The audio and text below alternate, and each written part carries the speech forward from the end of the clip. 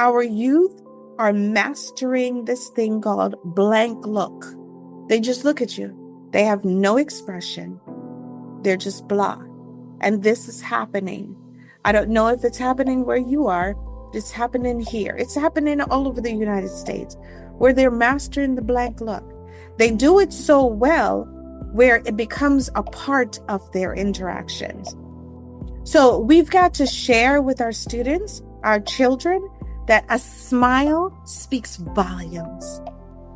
It welcomes people in your presence. It says, I'm happy to be in your presence. We've got to teach our children that smiles are non-verbally communicating goodness. People leave that out, but our non-verbal communication is sometimes louder than our verbal.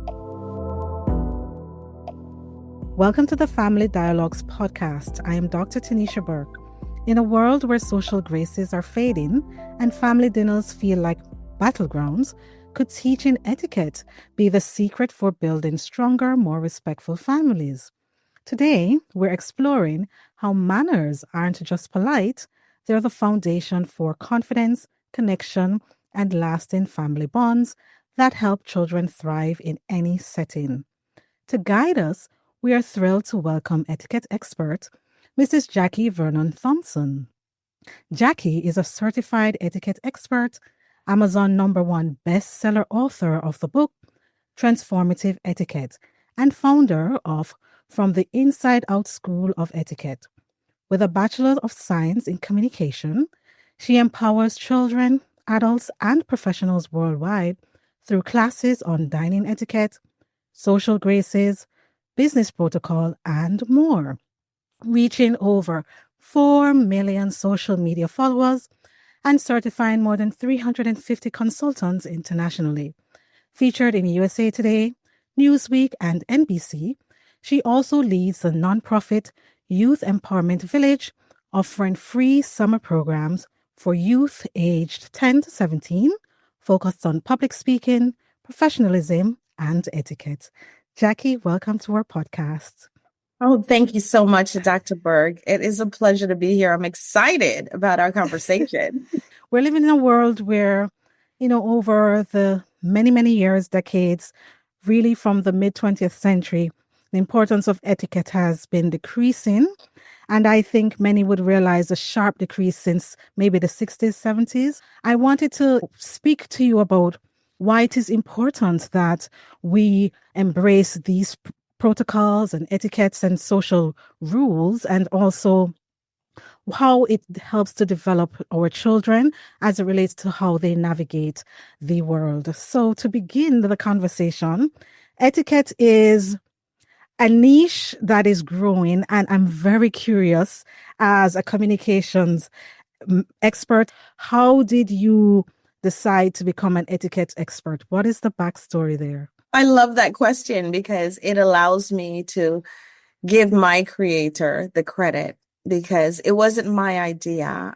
It wasn't my endeavor or my dream, my goal. It wasn't even the last thing on my mind. At some point in my life, after being a realtor for about 20 years at that time, 2014, I was the youngest realtor in my office, and I just learned from the senior realtors, and I'd been doing pretty well. However, I found myself at a place where I was not fulfilled. I felt like there was something else that I need to do. Even though I was doing well in real estate, I just felt a little empty. So I began to pray to God and ask him to reveal my purpose to me, because I know that if you're not fulfilled, you're not walking in your purpose. So I prayed and prayed. And one day on my way to church, a Wednesday evening rather, I said to God, I said, I know you have more for me to do. I'm in the car by myself, driving to church.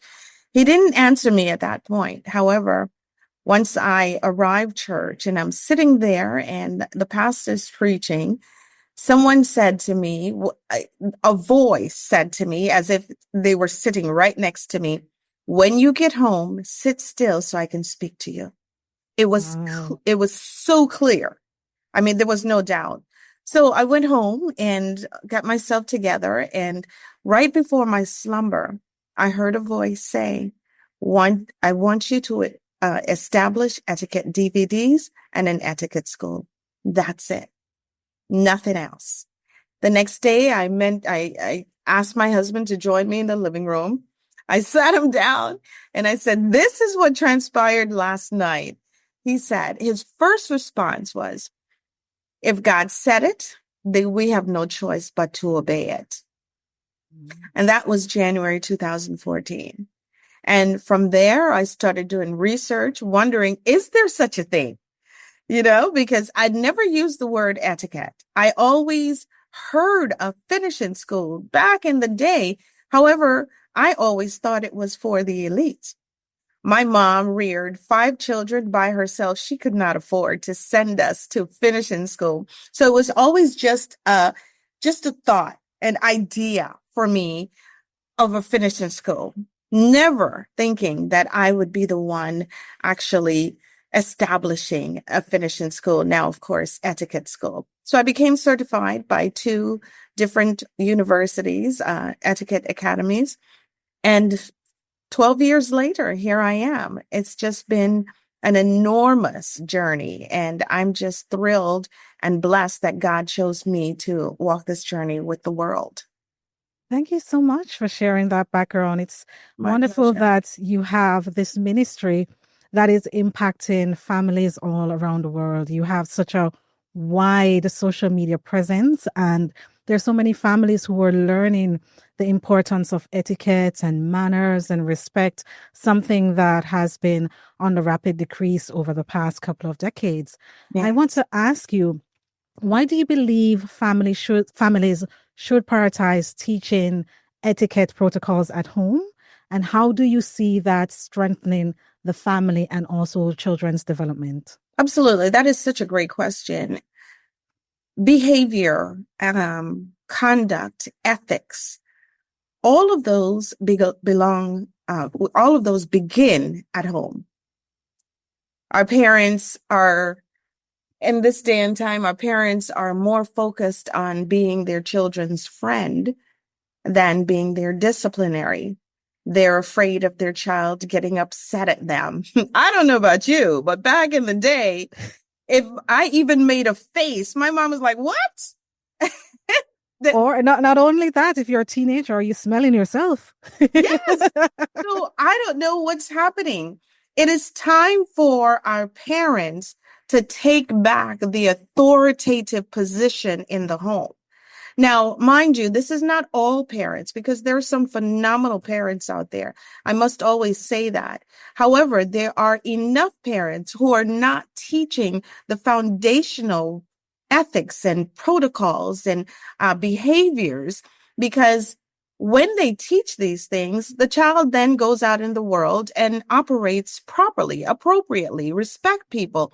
And right now, we have so many of our children they have no regards for their elderly. They have no regards for the words they use. They'll be in the midst of adults and all you hear is the B word and the F word with no regards. So there is no respect out there. And that's a big problem. So in order for us to have a society that embraces respect, embraces kindness, embraces courtesy, it has to start at home. There's no other place. It has to start at home. As you were speaking, I'm remembering the author of the book, Neil Postman. He wrote a book called The Disappearance of Childhood. And he literally says parenting is an act of rebellion in a modern world that is progressing to get rid of everything that requires structure and tradition. So, Absolutely. so as parents, we have to realize it's an act of rebellion to go against quote unquote what is progressive. Because if we don't, I think we are setting up our children for failure when they go into the work world Mhm. and they don't know the simple thing of handshakes, eye contact, just basic manners. They can be so brilliant at what they do, but people will overlook them because of those simple little things that they don't know. It is an unspoken rule or language in a lot of ways.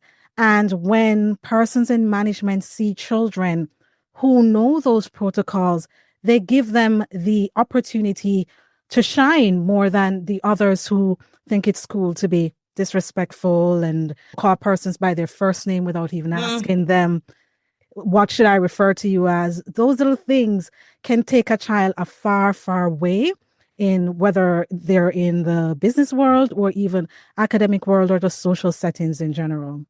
absolutely. And even if the parent or parents do not know certain protocols, you can access resources to teach your child.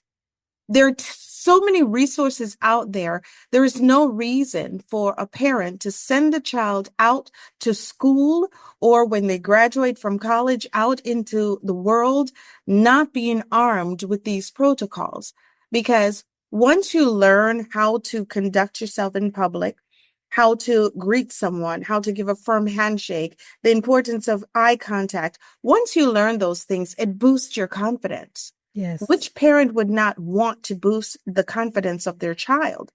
So it's so very important. If it's not at home, access the resources where it can seem like it started at home. You take the credit, do whatever you Yeah. need to do. The important thing is to make sure that your child is armed with these protocols and the mannerisms.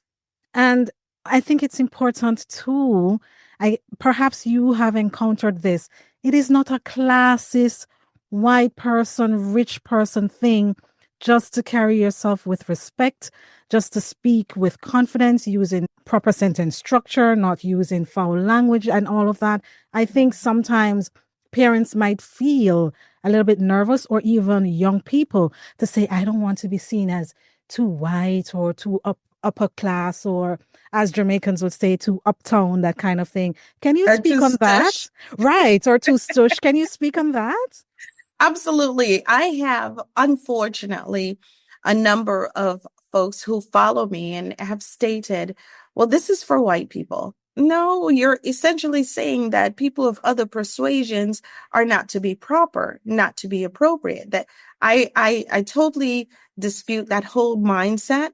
In classes, I've had high school students come in and say, oh, this is for rich people. This isn't for me. And it breaks my heart when I hear that because they're essentially saying, I'm not valuable enough for this. And that too starts at home, where dad is telling his daughter, you're beautiful. You're good enough. Mom is saying you're amazing. Those kinds of things helps them to understand that you're valuable and you deserve the best. So no matter what happens out in the world, we always track it back to home. What's happening at home? Why is your child coming to a simple etiquette class saying, this is too good for me? That's essentially what they're saying. And so I have to combat that because it is important for every one of my students when they leave my class, they must understand that they're good enough. And so I pound it in, of course, a graceful way, letting them know you're good enough. And it's essential. And even if the parents don't do it, it's very important for mom, for aunties, uncles, uh, teachers, friends. It's very important for us to feed each other, pour into each other, because it's such a broken world out there. And one of the reasons is that the values are literally dissipating. Yes, yes. Now, as you were speaking, we're both from Jamaican background. I remember the proverbs, how you dance at home is how you dance abroad. So Yes. parents don't realize that how you treat your children, the rules, the manners that you teach them, the protocol that you teach them at home or don't teach them, that is what is manifested in the outside world. Right, So right, it's for them to think about, I guess, perhaps I don't want my child to struggle unnecessarily because they don't understand the rules of social interaction when they leave my home, when they leave the home. right. So, in your experience with your youth program, the Youth Empowerment Village, and your certification programs, Specifically with children, what transformation do you see in them when they learn these manners, respects, and ethics early? Great question. Of course, the certification course is for adults only, because they learn how to be an etiquette consultant. However, my summer camp, where we focus on public speaking, proper etiquette, effective communication, and professionalism. And what transpires is transformation. One of my rules, and I'm a stickler for this, is that each one of our students must attend class dressed professionally. I do not do jeans, sneakers, tank tops, hoodies, none of that. In addition, it is a cell phone zone free zone. So you're not going to be distracted. You're coming here professionally dressed because it's about the mindset. Everything starts in the mind. So when you're preparing to come to summer camp, it's not the everyday summer camp where it's arts and crafts and all of that. There's nothing wrong with that. However, my summer camp has the intent of transforming the child from the inside out, hence the name of my school. So therefore, when they're getting dressed, they're focused on, how do I look? Do I look professional? Do I look casual? It starts from home. Everything starts from home. So it's exciting when the parents drop them off. So many of the parents are so excited to tell me, he dressed himself.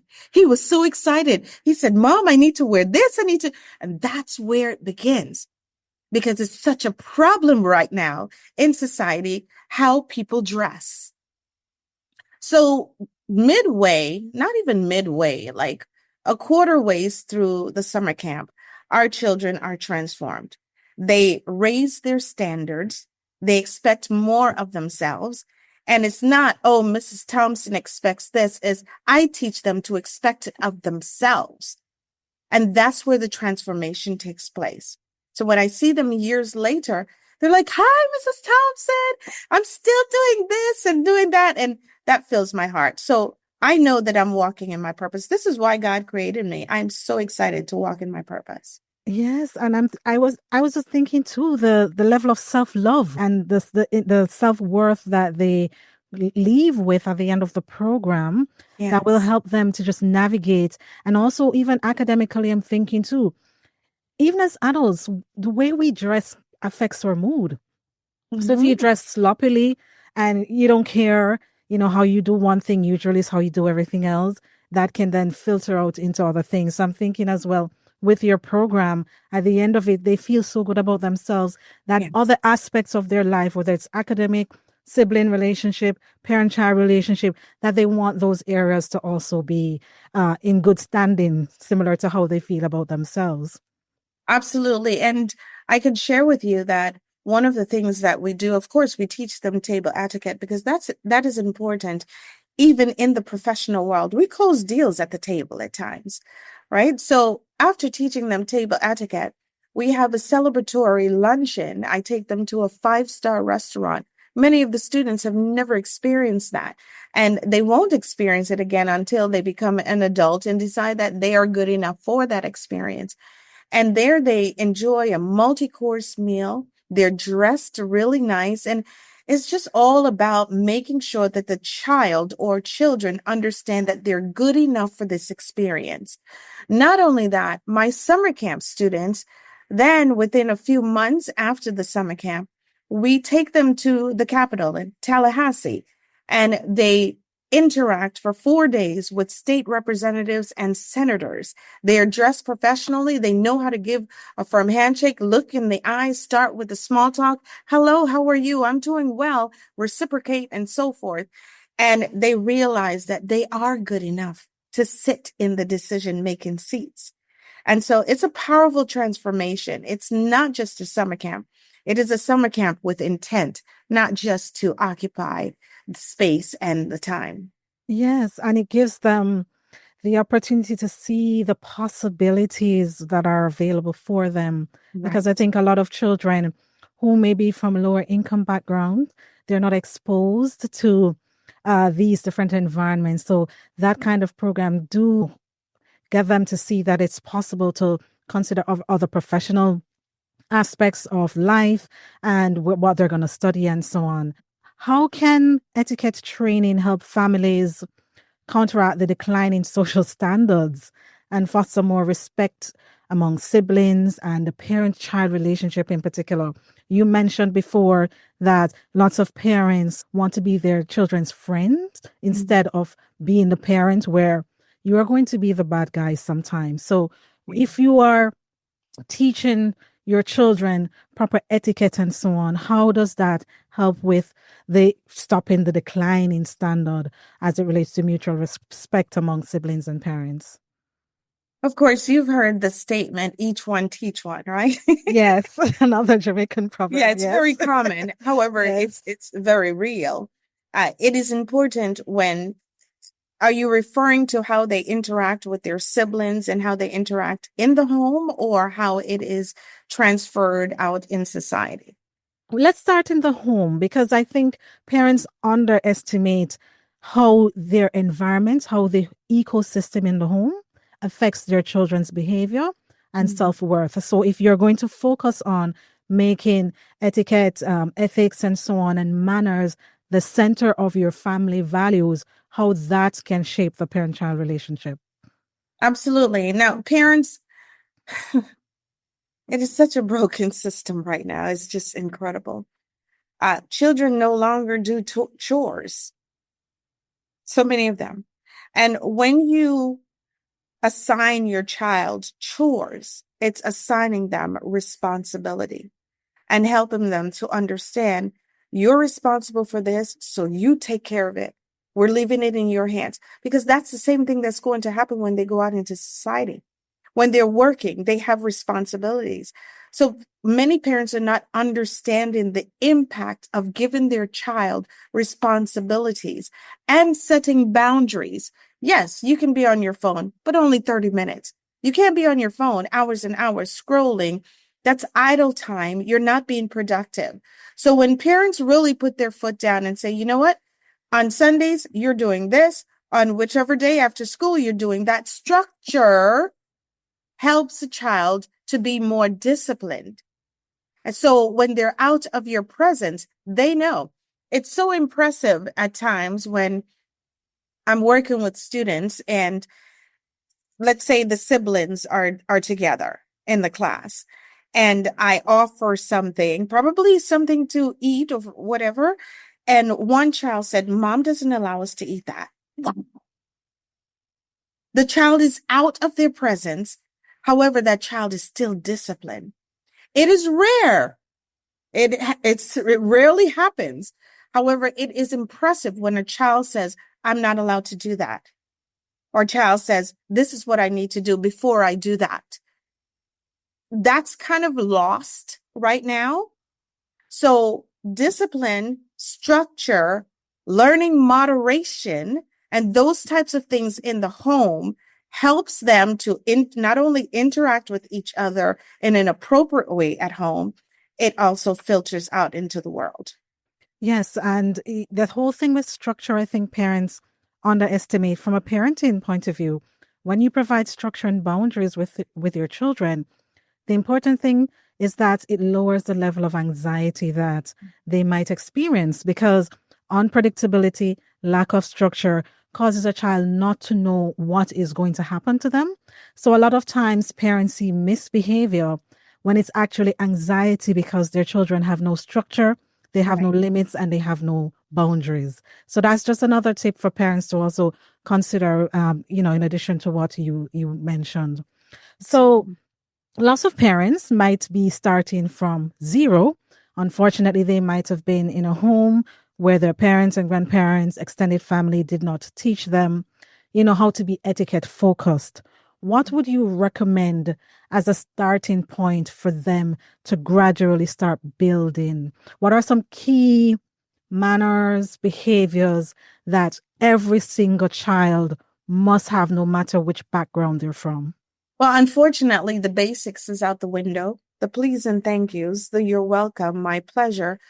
Those take you to another level, especially when someone says thank you and you say, my pleasure. It's like, whoa, it is so refined. Your welcome is fine. However, that my pleasure just takes it to another level. Learning the language of courtesy is what our children need to do. Our parents need to teach them how to be courteous in their communication. Oh, when someone says thank you, my pleasure. If someone introduces themselves to you, oh, so nice to meet you. Those types of things. It takes you to another level, and it positions you in a place where people are happy to be in your presence. So just the basics, going back to the basics, helps the child to realize, oh my gosh, I'm good enough for this. Oh, wow. Look at the reaction they gave me when I said my pleasure. It's motivating when you see a reaction from someone, when you ask them, how are you? Especially if you ask an adult, because adults simply will ask a child, how are you doing? And typically they say, I'm fine, and stop it right there. But when that child is taught to reciprocate and say, I'm doing well, and how are you? It is impressive. And when the child sees that the adult is impressed, that motivates them to do it again and again and again. So those basics that makes a difference. And I can tell you that communication is the key through every door. If you cannot effectively communicate, the doors will be closed in your face, in your face, in your face. And so when parents realize that, they're able to then teach their children how to effectively communicate, how to express themselves without being angry, how to use the proper terminology without using profanity. And unfortunately, Dr. Burke, what's happening is many parents are using profanity themselves and expect their child to hear and not do. It doesn't work that way. Everything is Exactly. taught. And Um, you don't literally have to go in front of them and say, this is what you do, this is what you do. They simply witness it and they will do it. yeah, they're doing what they see, not what you tell them to do. I have a 19-year-old who is in university in Canada now. And I one of the memories I have as you were speaking, his friends' parents always said it's such a pleasure to have him over because one of the things they say that was unique about him, when he would leave their home, he would say, "Thank you so much for having me." And they said, "Oh, that's different," you Yes. know. And so they were all Unfortunately, it's different. they were always so they would say, it's a pleasure. So he always said, "Thank you so much for having me." And Yeah. as always, and he would tell everyone goodbye when he's leaving the home and so on. If there are other people, other adults in the home that he's introduced to, he would then say, "What should I refer to you as? If should I keep it formal or informal?" And they are like, "Oh, that's Whose different." time is this? From personal experience, I can see, parents who are listening, it's really important.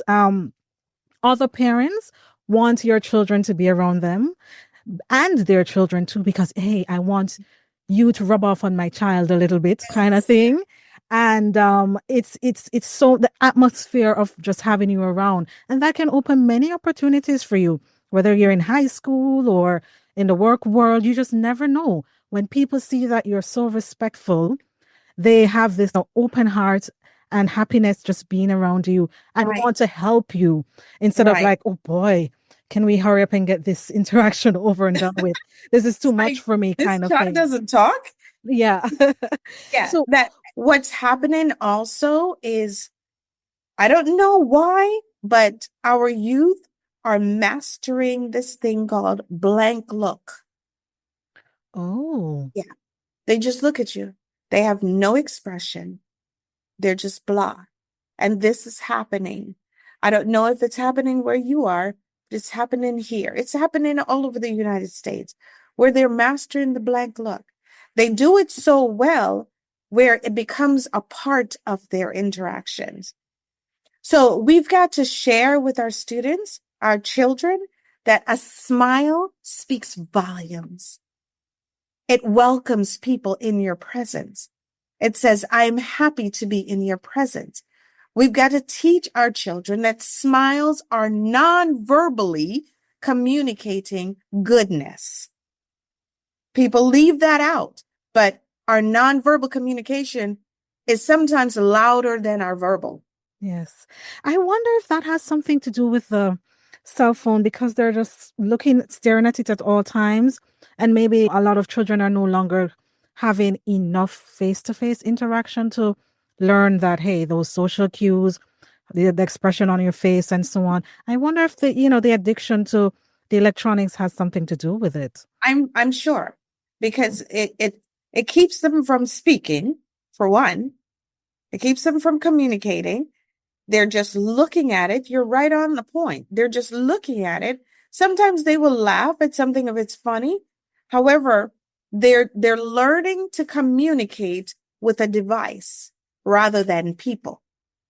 And what really drives me crazy sometimes, for lack of a better word, and it's even for adults, adults are now becoming children. Yeah. Because so many adults are just totally stuck to their phone. So what really kind of irks me is if you need to communicate with me, all you're going to do is text me. If you don't get a response anytime soon, you just feel like I'm not available. Pick up the phone and call me. And you lose, there's so many things you lose in text messages and so many assumptions that can even damage the relationship because so many Yes. assumptions are being made. If you just have a phone call or face-to-face meeting, a lot of that can be eliminated so you know what the other person is actually thinking and feeling. You have a lot of you do dining etiquette Yes. courses. And I want you to explain to parents how important family meetings are to teach the etiquette point of view as well, but also to combat what you mentioned about that blank stare, inability to start conversations and engage in conversations. How important is that regular family meeting to ensure that your child can speak up, know the dining protocols, obviously, but also to express themselves in a way that is clear and confident. Again, so many people bring the device to the table, but we're talking about dining where there's absolutely no devices. Absolutely. I teach that religiously. When you're dining with anyone, that cell phone should be away. Now, if you're dining by yourself, have at it. Have fun because there's nobody else to talk to. However, when you're dining with family, with friends, with anyone, that cell phone should be in your purse, gentlemen, in your pocket, wherever it needs to be, because that effective communication is needed at this point with the individuals you are dining with.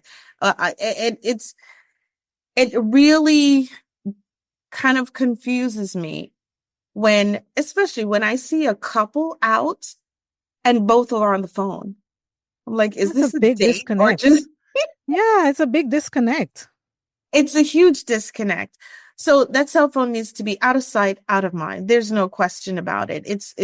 However, it's been abused where no matter what, you will see a family in a restaurant, like five, six of them, and everyone's on the cell phone. It's like, who's talking?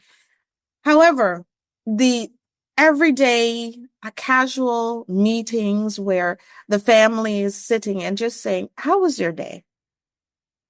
Those are so needed. Yes, it communicates that you matter to me. Yeah, Yeah, absolutely. you're The important to me. What's going on with you? yeah, the suicidal level that we are on now is enormous. Children are not realizing that there are outlets. They are not communicating with the parents. The parents are too busy not communicating with them. And again, it is not every parent. There Right. are some parents who are. However, as mentioned, there are enough parents who are not. And those children are the ones who go out in society and impact society even more. However, on the negative side.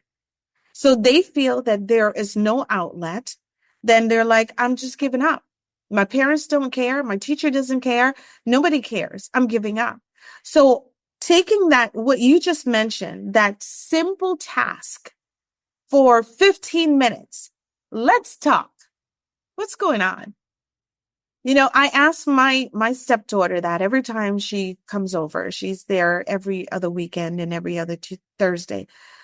First, we greet each other, and the next, how was your day? How was your week? And she answers, and then she asks me, how was yours? And I love that, right? That reciprocation. Right. It is so very important. So you're right on the money. Just something, if you really analyze our conversation, you will realize that we're simply talking about the basics. It doesn't take a lot of effort to stop and ask, how was your day? It doesn't take a lot of effort to say, you need to say thank you. It can come and go. Say thank you. Say my pleasure. Those types of things are so needed. And so, yes, that basic conversation is crucial for the growth and the survival of our youth.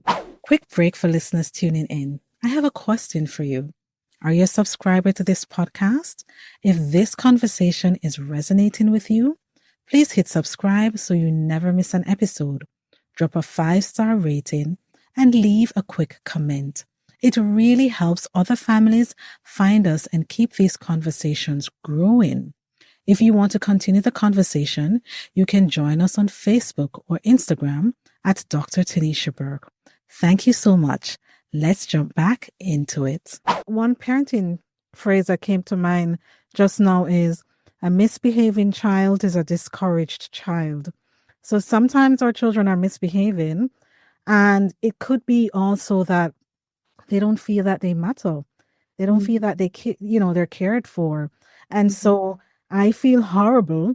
I am going to make sure everybody around me feels horrible too, as a way of compensating and even acting up as a way of just trying to get some kind of attention. It's not the best attention, but at least you're showing me that, hey, you don't like this thing. You're connecting with me in some way.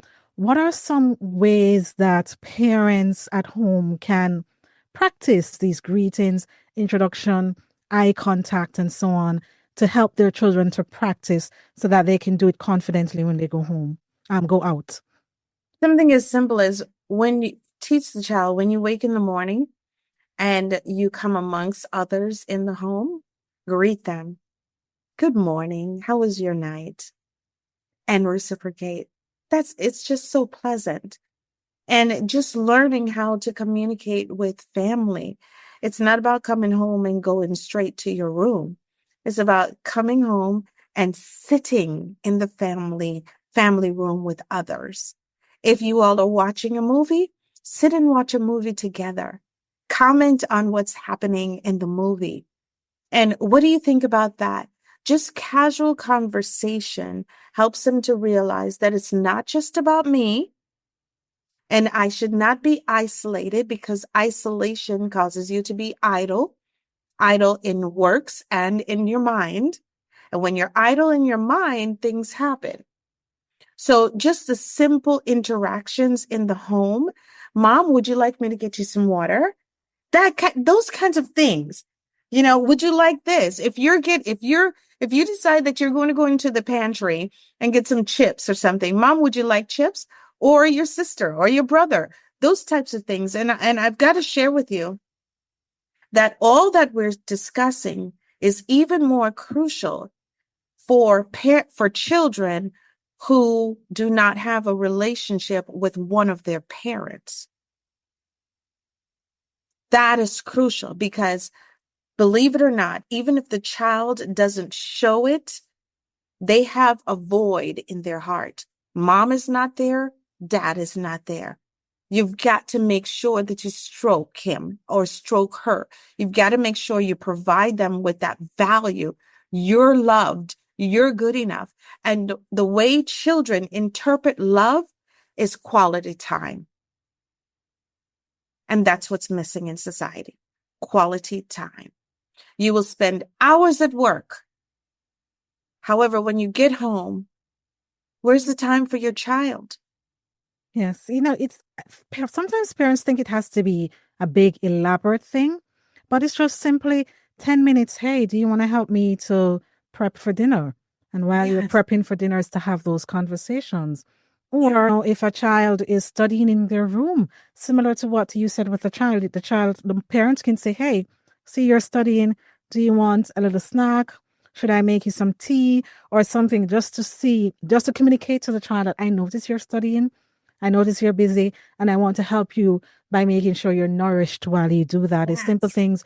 Or bedtime routine where parents might just send their children to bed by themselves instead of saying, hey, let's read a book together. Let's talk about what we're grateful for, what was great about the day today, what was not so great, and all of that, just to have that kind of bond. So it's not necessarily a big, elaborate thing, 10, 15 minutes of just one on one without the devices. I think the devices is the culprits, that Yes. I have to be on my phone while I put my child to bed kind of thing is communicating to the child that yeah, I'm putting it to bed, but you're not that important. What is on my phone is It's more more important. important. Absolutely. And I can share with you that the simple thing as making sure you say, I love you goes a long way. Yes. My stepdaughter does not, and she's like my daughter, she does not go to bed without coming and giving me a hug, giving my husband a hug, and we say, I love you in return. Right. She's not allowed to just go in the room and close the door and fall asleep. No, we've already built the culture that we don't know what's going to happen throughout the night. So let's express our love to each other before you fall asleep. And those kind of things really are foundational. Parents are so busy going here, going there, doing this, doing that. They're forgetting those three words. I love you. Yes. Goes a long way. I want to ask you, there are parents who might be thinking, okay, I tend to have a lot of play dates with my children and so on. In addition to the hello, good morning, thank you for having me, and just being respectful with those greetings. Are there anything else that they should be mindful of that is really small but powerful when they are dropping off their children at these play dates and not necessarily play dates, but maybe they're also dropping them off at events, centers, and so on for them to get going with their activities. Are you referring to if what the parents should do or what the What child? what they should teach their child in addition to, is there anything else other than hello, good morning, good afternoon, how are you, thank you, those kind of small things? Are there anything else they should be mindful of? I guess let's stick with play dates in a parent's home. So they're at Mhm. another child's home. Is there Right. anything they should be mindful of that Absolutely. is very simple? Right. Absolutely. The simple things that we were taught, don't go into the people's refrigerator as if you live there. It's You like, know, hold on. You know what my mom would say to me? If you see a bungle or if you see something that doesn't have your name on it, don't open it. exactly. Exactly. I mean, just the other day, I was at a friend's house and there was a child who was visiting as well. This child was constantly in the refrigerator. And I came this close to say, and the parent was there. They're just seeing this happen and not saying a word. So teaching the child to have boundaries when they are in someone's home.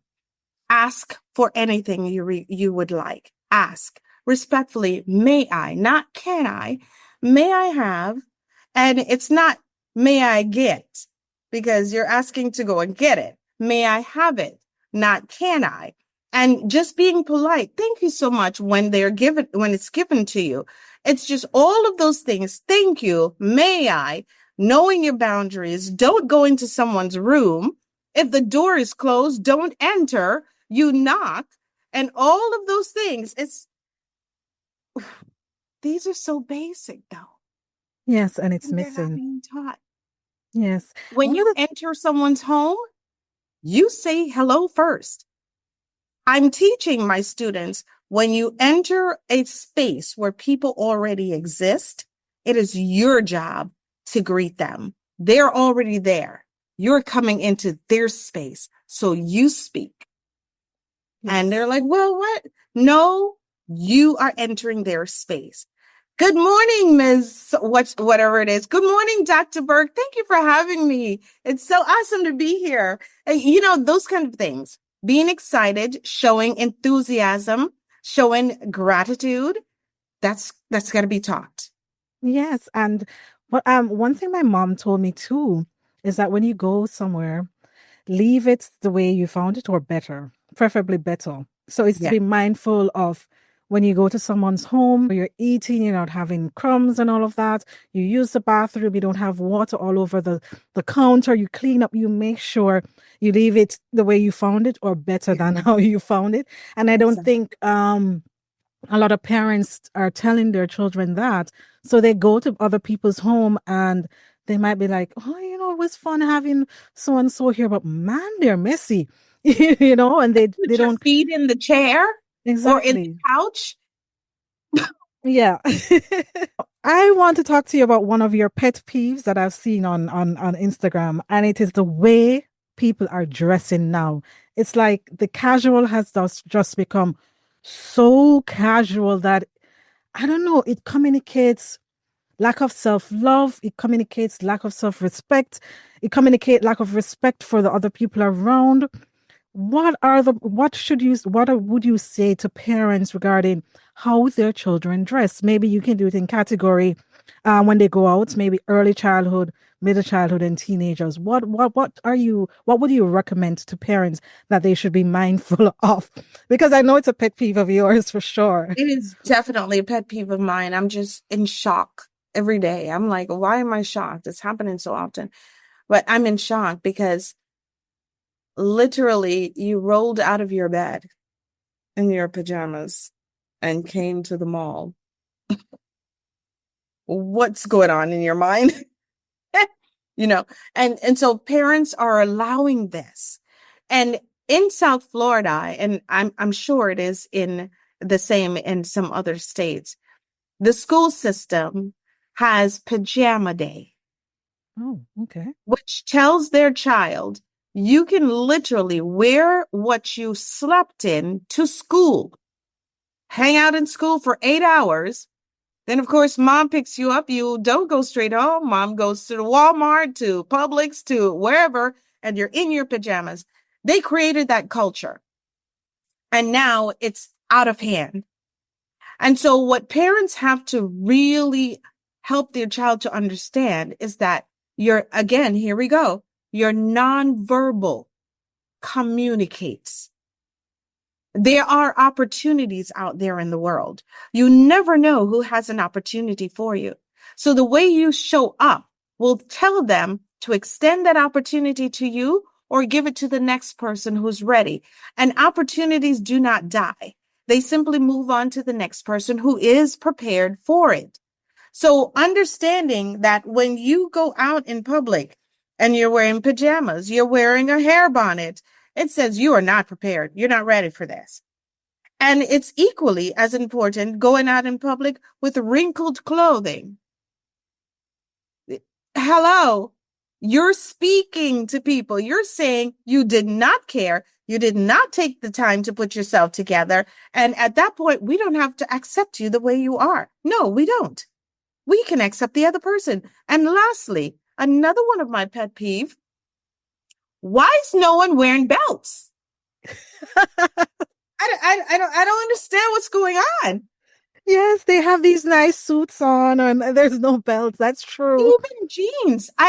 If your garment has loops, it's saying a belt goes in here because a belt is a detail to your look. It completes your look. It's not always necessary to have a belt to hold up your garment. However, having a belt in those loops says that I'm a detailed oriented person. I took the time. I realized there was a belt needed. I took the time to get that belt and put it through those loops. Now I'm finished. But, and it's not even just young people. There are tons of adults out there wearing, I don't care if it's casual, if your garment has loops, a belt is required, casual or not. And so, unfortunately, Dr. Burke, the adults are doing what the youth are doing. Yeah, they're Put looking like like the they're looking fine like the youths line. too. They're also looking like the youths. It's Yeah. again, it's the thing of dress how you want to be addressed. So you want Exactly. You want to be respected and so on. People aren't obligated to do that. But if you present yourself in a respectful way, they're obliged to reciprocate it. I guess a lot of parents really don't see that. And I guess the other thing to talk about too is what are you seeing regarding hygiene that is very simple, but is now being overlooked? Yeah. One of the workshops that I teach is maintaining personal hygiene, male and female. And the very basics, I'm realizing they don't even know. Our girls do not understand that when after you've urinated, it's important to wipe from front to back, not back to front, because that contributes to uh, improper hygiene as well. When you're pulling forward, you don't know what you're pulling forward. They don't understand how to properly clean themselves. They don't understand the importance of deodorant. They don't understand none of that stuff. And I'm just saying, what are the parents doing? While I'm teaching this class, I'm asking myself, what are the parents doing? They're just not teaching the very basics, how to keep yourself clean. Mhm. And we're in such a lost society. It's crazy. And we're wondering why our youth are the way they are. It's because they're not being taught at home. They're Yes, they're not not being being taught. parented. Grandmas now are 40 something years old. Back in our day, grandma was in her 60s, 70s, 80s. But now grandmas are like mom's age. So nobody is teaching the other person. It's becoming a generational problem. And I'm just trying to break that mold. I'm trying to break the chain. Just, access my classes because if you're unable to teach it, I'll do it. Hire me to Yeah. do the dirty work. Yes. But And the for dirty work needs to be done. your children's development. I want to go back to one thing about the appearance. People might think that both of us are too conservative and so on, but regarding the dressing and the excessive showing of the skin, it's liberal. People should wear whatever they want to wear and so on. Can you just communicate to maybe young people listening and also their parents about how they dress, the kind of clothes they wear outside of going to the beach that can really hinder any opportunities that they may have? Right. And that's a big deal because I also teach my students that they have the power in the market of clothing. It's called supply and demand. The more you buy it, that means you're demanding it, and the manufacturers will supply it. If you stop buying these short dresses that stop right below your buttocks, they won't provide it anymore because they realize that people are not buying these things. They don't want them, right? Our girls and our women, adult women, are wearing their dresses so short. It just says you don't respect yourself because you can't even pick up a pencil if you drop it without exposing yourself because that skirt or that dress is too short. But It's hold like, on, Jackie. Hold on. I have to interject because some people might say it's progressive and it's liberating for women. Why can't I do it? It's liberating. Men should be able to look and not touch. And this is what it is now. Why are you being such a prune and that kind of thing? yeah, but you know what? When you're dressing, it's not about men should be able to control themselves. It's about what are you saying about yourself? What are you how you're expressing how you feel about yourself. And secondary, you're expressing how you want others to treat you. You dress the way you want people to address you. So if you go out in public and you're exposing everything, don't look for respect. And I use this analogy sometimes in class. I show two pictures of a young lady. All of her cleavage is showing. The dress is really short. And another young lady, she's dressed appropriately. She's not exposing. Her dress is at an appropriate length. And I ask the young men specifically, When you see this young lady, what do you think? They're like, oh, she's a stripper, or she she's going to the club, those type of things. And then I ask them, which would you take home to meet your mom? 10 times out of 10, it's the young lady who's properly dressed. So you're essentially telling people how to value you when you're dressed a certain way and how to respect you or not. And so the young lady who's exposing everything and has these short dresses, you better believe it. A guy is going to come up to you. What's up, ma? When Yeah, and maybe offer how yes, much does it cost kind of yeah, thing. or let me get them digits, you know?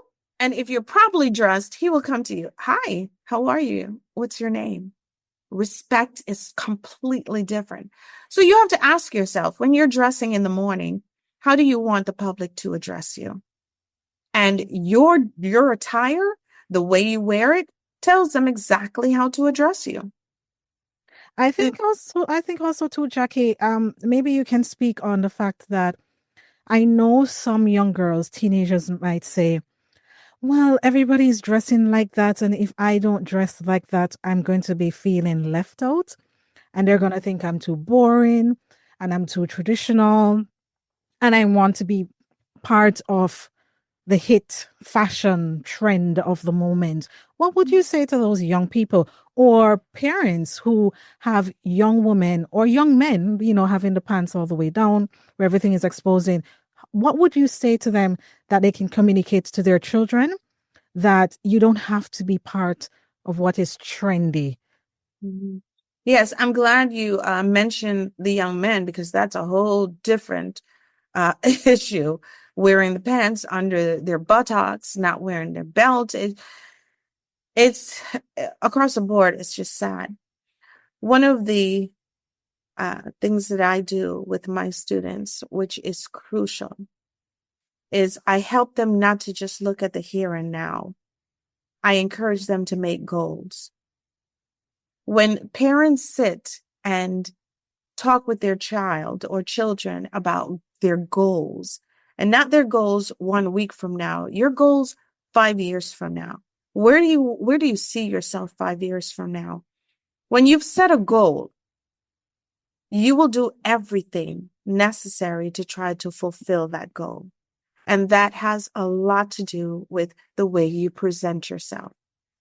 If you want to be a successful doctor, lawyer, psychologist, a teacher, and so forth, understand that what you do now will determine how far you will go in that goal. So, therefore, never mind what others are doing. They may not have the same goal you have. And I tell my students often that more than not, the majority is always wrong.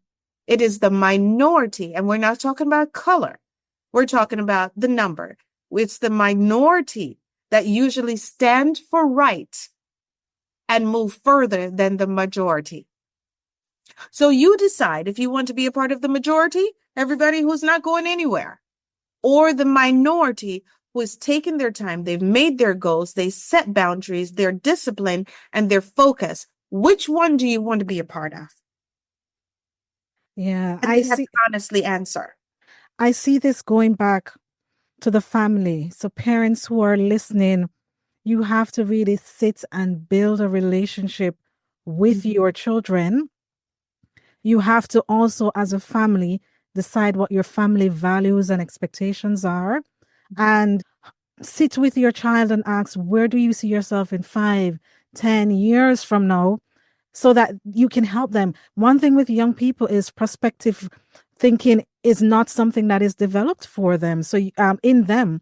So you as the adult will need to be that one to say, hey, where do you see yourself in 10, 15 years from now? And what do you need to do? Who do you need to be now to achieve that? So it comes back with parents, you have to find the family time, the values, interacting with each other, building that relationship so you can influence your child to say, I know it hurts not fitting in with the crowd, with the pants hanging down, no belt, dirty shoes, all of that. And at the same time, this is where you're going, and that is not part of your journey. So, yeah, what I'm seeing is parents, you have to be really active instead of just saying, this is what you need to do, build the relationship with your children. You are certifying adults all around the world, and you're creating a global movement with your certification program. What does that global growth tell you about how hungry people are for manners, refinement, and strong families today? It is resounding. It's just people are gravitating toward it. They're embracing it. I have countless individuals send me private messages. They take the time to send me private messages. Oh my gosh, we're so grateful that you're bringing this back. And being able to spread it worldwide through my etiquette consultants is a very important thing in society. People are just happy that manners is coming back. Yes. They're happy that common courtesy is coming back. And it is very um, widely spread via social media. That's where everyone is, on social media. So therefore, when people see it, they're like, I just came across your page and I love you. This is what I'm getting, right? Because people love the idea that discipline is now back in session. Etiquette is no longer a lost art. Chivalry is definitely not dead. And so this is the feedback that I'm receiving. And we're just spreading, like we're spreading the gospel. We're spreading the word about etiquette. And it's a beautiful thing because people love the idea. There will always be a few. Let the child be a child. That's the problem. Yeah. Let them be free to do whatever. The word says, train up a child in the way they They should should go. grow. It And is when they, our job, parents. yes. I'm speaking to the parents now. Mhm. It is our job as parents to teach the children do's and don'ts, wrongs from right, so that when they are out of your presence, as the word says, and I'm a strong believer in the word, because that is our foundation. When they are out of our presence, they know exactly what to do. And then you can pat yourself on the back and say, yeah, I did that. Yeah. Just like Dr. Burke knows that when her child leaves somebody's home, thank you for having me. She could say, yeah, I did that. Hey, have the Yes. accolades. Do it. Do things to make you proud that that person is your child. Absolutely. And now that we're closing, do you have any final words that you would love to say to parents and maybe to teenagers in particular about the importance of manners, respect, and so on? Parents, of course, just embrace the idea that it is your responsibility to teach your child. If you don't know it. If you don't know the information to teach them, contact someone like from the Inside Out School of Etiquette to teach them. We teach via Zoom and in person. We travel wherever needed to teach groups. So there are resources out there. We have online classes. If you're interested in accessing the information, it is there for you. In addition, our children understand that when your parents, and I have many children, oh, my mom said that. They don't listen to mom and dad for some reason. They will listen to the third party. However, if there are children listening, there are teenagers listening, understand that when your mom or dad is teaching you how to maneuver this world, how to navigate, it's very important for you to heed to the advice because they've been there. They know exactly the route you're taking and what you will encounter in most cases. So take their advice, humor them, and take the advice because they only want the best for you. Please tell us the programs that you have available in 2026 for young people. And I'm here in Germany, so there might be parents. Germany, the finishing schools were completely wiped out. So there might be parents who are or adults listening who are interested in the finishing school that program that you have. So what are some of the programs that they can look forward to in 2026, whether they're children or adults? Absolutely. In terms of adults, we just launched our membership, which is huge. It is called the Polished Society, where you can join the membership. Every month you have Zoom meetings with me. You receive 15% off of all of our products and services, including classes. You are also able to join our private Facebook page where we talk all things etiquette, and you engage each other and I engage you, and you have a you establish a great relationship with everyone in that program. And you receive different perks from me where I could just say, hey, everyone, let's do a class, an etiquette class, and we go forward. So it's a wonderful membership that I invite everyone to join. It is called jointhepolishsociety.com, www.jointhepolishsociety.com. In addition to that, we have classes, in-person classes, Zoom classes where our students are able to join us, whether it's adults or children. We also have our certification masterclass. The next one begins January 13th, and that's a 5-week course via Zoom. It's kind of hybrid because it's modules and Zoom sessions with me, and that starts January 13th. In March 11th to the 13th, we have an in-person 3-day certification class. So we have people flying in from different parts of the world to join this 3-day certification class, and after which they will receive their certification and be deemed rather, an etiquette consultant. So we do have quite a bit. Of course, our number one best-selling book, Transformative Etiquette, always available on Amazon, Walmart.com, BarnesandNoble.com, and our website. So therefore, Dr. Burke, wherever you'd like to access the information, it is there. There is really no excuse not to have these protocols demonstrated in your life or in your family because they're available. I have one question to ask regarding the program for young people, the summer program. Is it just for people living in Florida, or do you provide accommodations? So if somebody wants to come out of state, out of country to be a part of the program, how does that work? You can definitely come from wherever you are. It is not just for the local community.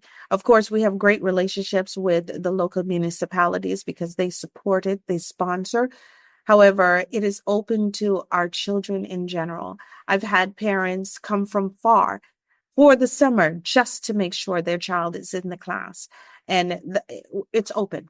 There's no closed doors until the registration is over, of course. And registration opens the beginning of April. And we typically close it within a month because it's always filled. Yeah, so parents who are listening and want their children to be part of that summer program, definitely register before the deadline. Thank you so much for speaking with us on the importance of manners, respect, and so on. And I'm so happy there's a resurgence of the need and the demand for having the kind of ethics and etiquettes and protocol that makes the society so much more wholesome and happy and not as aggressive and just downright dark energy.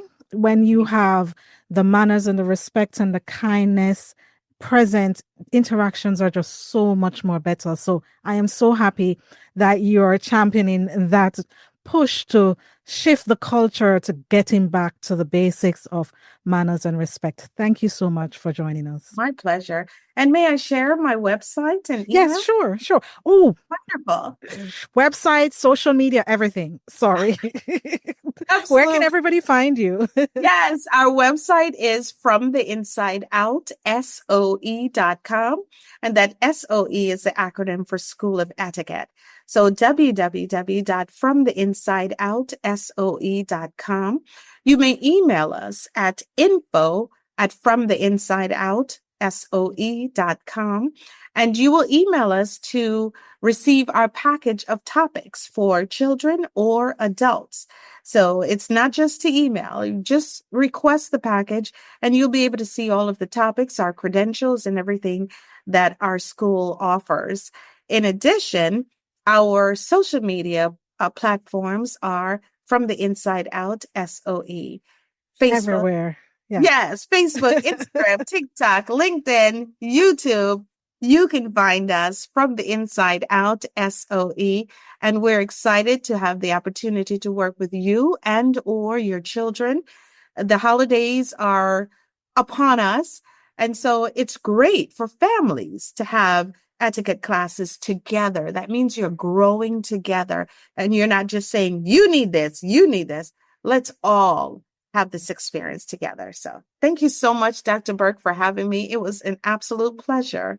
And thank you so much for joining us. And I do My hope pleasure. that parents who have been lacking and not being intentional with their manners and respect and just teaching children the basic, remember that you're setting up your child for success or failure. Everything is within a couple of seconds. The judgment is made, how they look, how they speak, handshake, eye contact, everything. And if you're not sure what to do, always reach out to Jackie. So thank you so much, Jackie.